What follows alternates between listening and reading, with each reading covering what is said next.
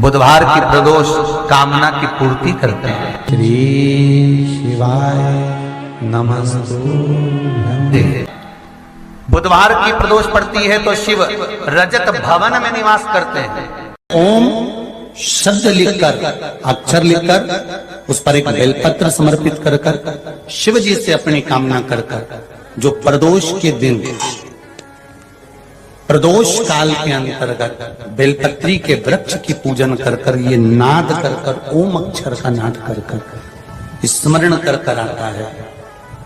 ज्यादा से ज्यादा कहेंगे तो 4 दिन, 5 दिन में या 6 दिन में मेरा देव अधिदेव महादेव जो समस्या और टेंशन जिंदगी में चल रहा होता है उससे थोड़ा बहुत तो निजात मेरा देव अधिदेव महादेव उसी समय करना प्रारंभ करते हैं। लक्ष्मी के लिए कोई उपाय करें तो कौन से प्रदोष पर करें? तो अच्छे से सुन लेना भाइयों। शुक्ल पक्ष में जो प्रदोष पड़ती है वो लक्ष्मी की वृद्धि के लिए होती है।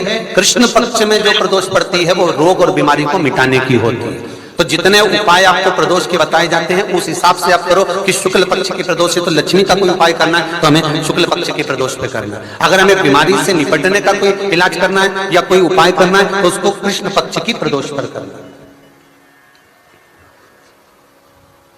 अब शुक्ल पक्ष की प्रदोष, उसकी प्रदोष का दिन था, बैठा हुआ था।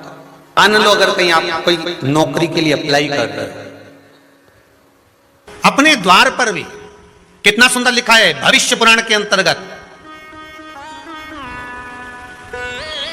और विष्णु पुराण में भृगु बाबा का चरण का चिन्ह भगवान विष्णु की छाती पर रहा। भगवान विष्णु की छाती पर भृगु बाबा के चरण का चिन्ह रहा, चरण का चिन्ह।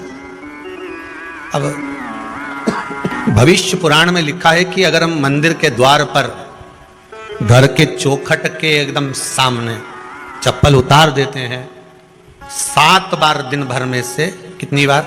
7 बार विष्णु पुराण कहती है ऐसा कोई दिन नहीं होता जिस दिन दरवाजे पर 7 बार लक्ष्मी आकर खड़ी नहीं होती हो। पहले कथा कही थी आपको कि प्रत्येक मनुष्य के भाग्य में सुख लिखा है, केवल मंथन करना। भविष्य पुराण कहती है 7 बार लक्ष्मी प्रत्येक मनुष्य के दरवाजे पर जाकर खड़ी होती है, पर द्वार पर चप्पल पड़ी होने के कारणवश वो लौट कर चली जाती है। बहुत ध्यान दीजिएगा महाराज, थोड़ा सा आपको बुरा लगेगा, लग जाए, पर शिव पुराण है, जीवन संवार देगी तो अच्छी बात है, जीवन संवार दे तो अच्छी बात है। मंदिर के द्वार पर हम जब चप्पल छोड़ते हैं, जिस मंदिर की चौखट पर चप्पल छोड़ी है, आप जितनी देर आराधना में लगे रहते हैं उतनी देर तक आपकी चप्पल पर जितने लोग लांग कर जाते हैं, जितने लोग लांग कर प्रवेश करते हैं, उसका भी दुख आपके भाग्य में आता चले जाता है। ध्यान दीजिएगा जरा। चप्पल का भविष्य पुराण में पढ़िएगा कभी कि पादुका का महत्व क्या है, पादुका किस ओर उतारना चाहिए, पादुका को कहां रखना चाहिए, किस जगह पर बुआरी झाड़ू को रखना चाहिए, किस जगह पर चलनी को रखना चाहिए। सुई,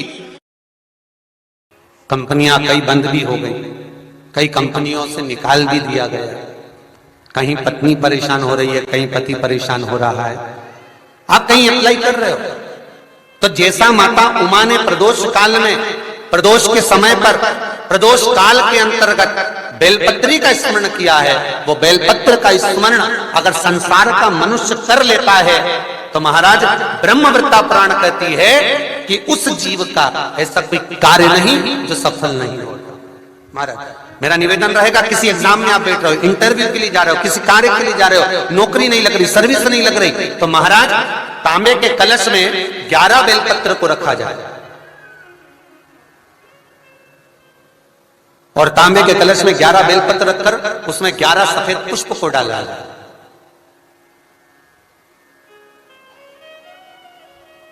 लाल चंदन घिसकर कटोरी में लेकर जाइए। प्रदोष के दिन, शुक्ल पक्ष का जो प्रदोष पड़ जाए उसके दिन शंकर के शिवलिंग पर लाल चंदन लपेटने से पहले शंकर की जो जलाधार, तो लाल चंदन का लेपन आपको इस पूरी जलाधारी पर करना है।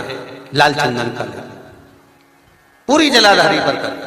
और महाराज जी जिस कलश में आपने घर से 11 बेलपत्र और 11 सफेद पुष्प जल के अंदर डालकर लाए हो, उसको आप चढ़ाएंगे तो इस तरह से चढ़ाएंगे कि उसका भाग हमें दिखे चढ़ते समय। ऐसे नहीं चढ़ाएं, उसको चढ़ाते समय इस तरह से चढ़ाएं कि वो जल का भाग हमारी ओर गिरता हुआ महाराज जब आप वो समर्पित कर दें, बेलपत्र पुष्प आदि सभी चीजें, उस चंदन का एक थोड़ा सा भाग पूरी जलाधारी पर हाथ फेर कर अपने दरवाजे पर आते आते उसका स्पर्श कर दें। जिस दरवाजे से आप एग्जाम देने के लिए जाओगे, जिस घर से आप जाओगे, अपने घर के किसी भी दरवाजे पर उसका हाथ लगा दें या कोई स्थान को छू लें।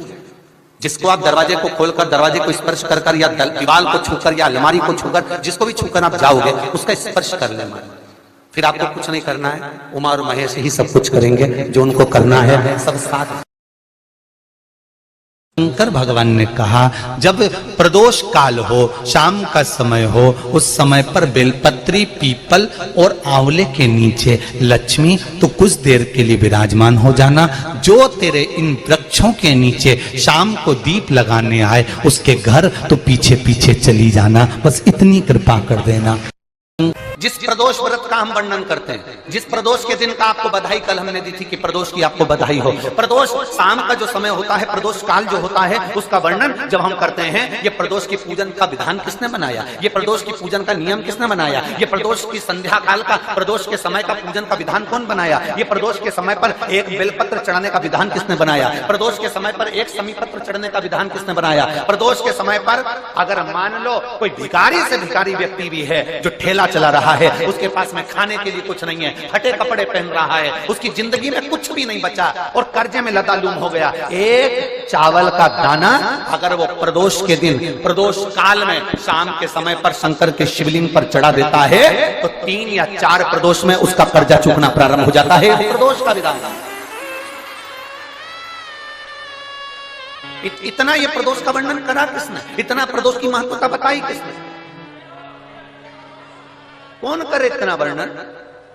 अगर प्रदोष की महत्वता बताने वाला कोई है, इसीलिए मेरे शंकर भगवान माता सती को लेकर कुंभज ऋषि के यहाँ, अगस्त ऋषि के यहाँ कथा सुनने के लिए गए थे, क्योंकि उनके बराबर कोई शंकर के महत्व को बता नहीं सकता और प्रदोष के महत्व को नहीं बता सकता। सती मैया को प्रदोष का महत्व बताने के लिए शंकर सती जी को लेकर कुंभज बाबा के यहाँ गए थे, अगस्त ऋषि, कि प्रदोष के महत्व को तो जानो सती, तुम प्रदोष के महत्व को तो सती जानो, तुम प्रदोष के महत्व को तो सती पहचानो कि प्रदोष का महत्व क्या होता है, प्रदोष काल का महत्व क्या होता है, प्रदोष के समय का महत्व क्या होता है। जिस समय पर सूरज डूब रहा हो, चंद्र प्रकाशित हो रहा हो, दोनों का मेल हो रहा हो, ना तो पूरा सूरज डूबा है, ना पूरा चंद्र आया है, ना पूरा अंधेरा है, ना पूरा उजाला है, उस समय को प्रदोष काल कहा गया, उस समय को प्रदोष का समय कहा। प्रदोष का दिन, प्रदोष काल, शाम का समय, भगवान देव अधिदेव महादेव मां जगतजननी पार्वती जी के साथ में भ्रमण करने का। देखिए, अगर प्रदोष का व्रत नहीं कर सकते, प्रदोष के दिन आप व्रत नहीं कर सकते, मान लो आपसे भूखा नहीं रहा जाए, प्रदोष का व्रत नहीं कर सकते, प्रदोष के दिन आप भूखे नहीं रह सकते, मंदिर भी नहीं जा सकते, दिया भी नहीं लगा सकते, तो शिव महापुराण की कथा कहती है कि प्रदोष के दिन, प्रदोष काल में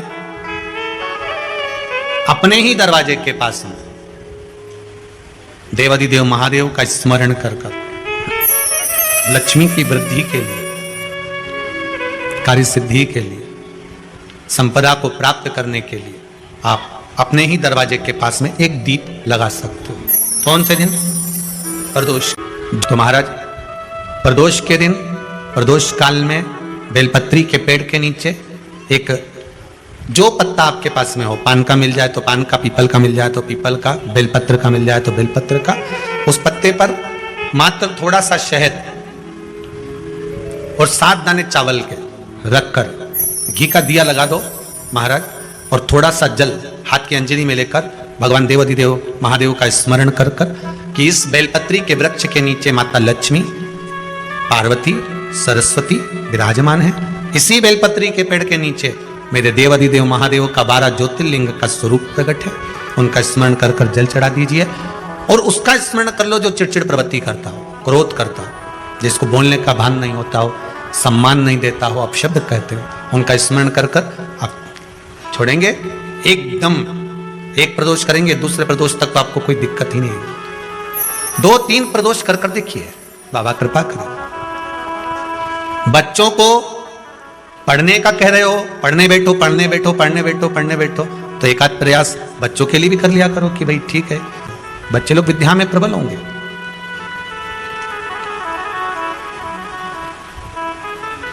शिव उपासना का जो फल है वह 1000 गुना। पहले भी कथा में काज फिर कहते हैं,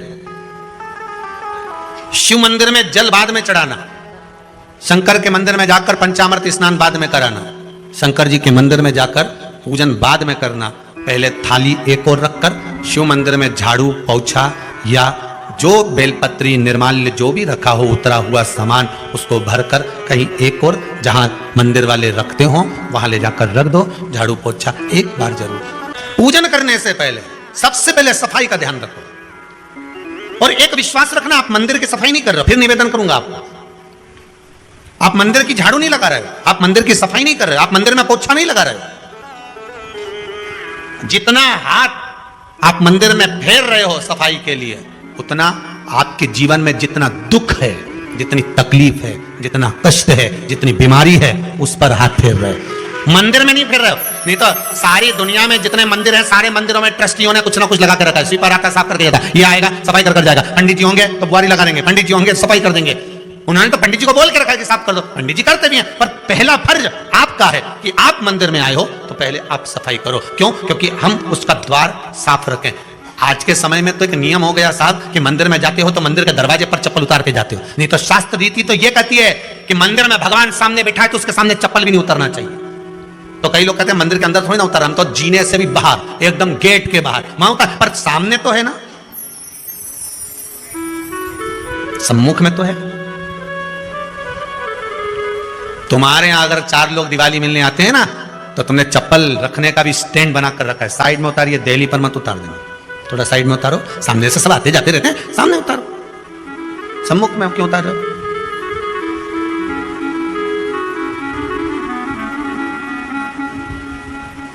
थोड़ा द्वार पे से दूर उतारिए।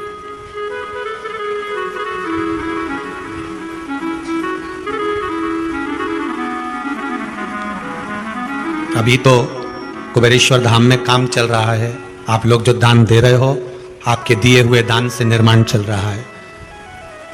अभी तो आप पहनकर जूता चप्पल भी अंदर आ जाते हो, भले दूसरे मंदिरों में चप्पल पहनकर हमने देखा है, आधिकारिक मंदिरों में, ब्रजभूमि पर भी बहुत मंदिरों में लोग अंदर जूता पहनकर चले जाते हैं, पर जब तक बाबा नहीं बैठा तब तक तो आप पहनकर आ रहे हो।